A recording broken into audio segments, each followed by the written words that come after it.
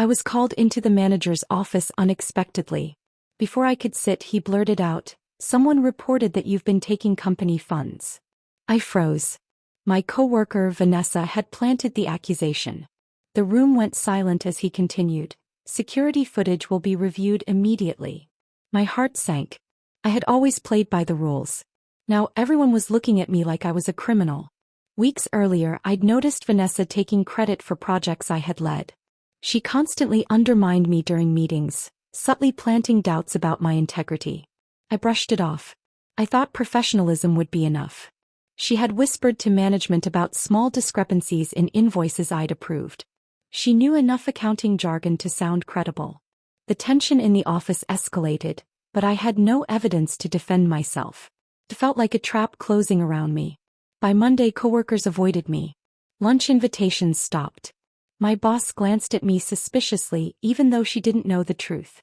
I felt powerless. Years of hard work seemed invisible, and all eyes were on me as the supposed culprit. I started reviewing our internal systems quietly, hoping to find any misstep. That's when I noticed something strange. Vanessa had accessed accounts she shouldn't have, exactly on the days the discrepancies were noted. It was subtle, almost invisible, but it was there. I stayed professional, never confronting her. I documented everything meticulously: times, access logs, emails. I told myself, patience. I needed the right moment to prove the truth. My manager called me in again. He looked frustrated. "I need answers, Sarah. The auditors will check everything. If this is true." I swallowed my panic. "I didn't take anything," I said, my voice steady. Inside, I knew I had to act strategically, not emotionally. Over the next week, I carefully collected files showing my legitimate approvals versus Vanessa's suspicious activity. I kept it all offline. No one could accuse me of tampering. Every piece was time-stamped, verifiable, and undeniable. I confided in Mark, a senior analyst I trusted. Together, we reviewed the security footage schedules. It appeared that some files had been manipulated, but we could trace her logins. For the first time, I felt a spark of hope. Vanessa began spreading rumors that I had been arrogant about my promotions, trying to damage my reputation further. I ignored her. I refused to react publicly. Every whisper, every sneer I catalogued quietly. I knew the final reveal had to be perfect. The company announced an internal audit to investigate the alleged theft. Vanessa smiled smugly, believing she had trapped me. But I already had all the necessary documentation: invoices, timestamps, and access logs. I just needed the right moment. Vanessa attempted to sabotage a client presentation, claiming I was behind missed deadlines. The tension in the office became palpable. I could see coworkers shifting uneasily, unsure who to trust.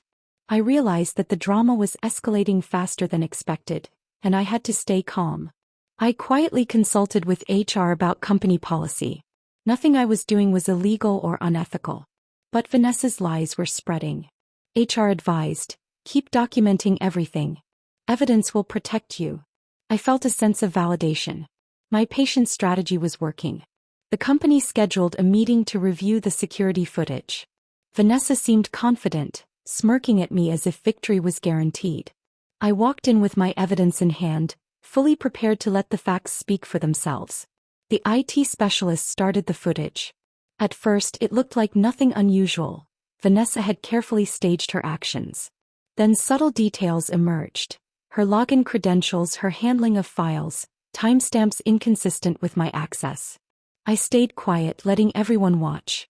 The manager leaned forward. "Wait, these timestamps don't match Sarah's logins." The room shifted. Colleagues whispered.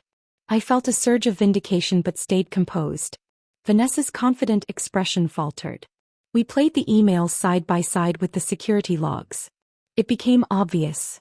Vanessa had altered entries to frame me. HR exchanged glances with the manager, nodding.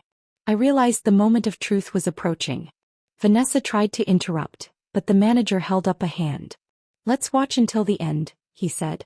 The footage revealed her going into restricted folders during times she was claiming to be elsewhere. My heart pounded as I watched justice unfold quietly. Vanessa froze. The camera caught her trying to cover up her actions. I didn't speak. The silence in the room was deafening. Finally she stammered, I didn't mean. The audacity of her lie had unraveled completely. Coworkers began whispering support. Mark gave me a small nod. You stayed calm. You won. I realized the underdog role had shifted. I was no longer the accused. I was the one vindicated. The manager called an immediate meeting. Sarah, the evidence is clear. You did not steal funds. Vanessa's actions are under review. Vanessa turned red. Humiliation settled on her face as she realized the consequences. Over the next days, Vanessa was suspended pending further review. I was quietly recognized for my patience, diligence, and integrity. Colleagues who had doubted me approached to apologize. Management offered me a promotion citing not just my work but how I handled the crisis. The office now treated me with newfound respect. Even the CEO acknowledged my meticulous approach and professionalism. The audit report was finalized. It officially cleared me and documented Vanessa's deliberate attempts to manipulate records. My coworkers shared the news discreetly but widely. The moral was clear. Patience, integrity, and strategy triumph over lies.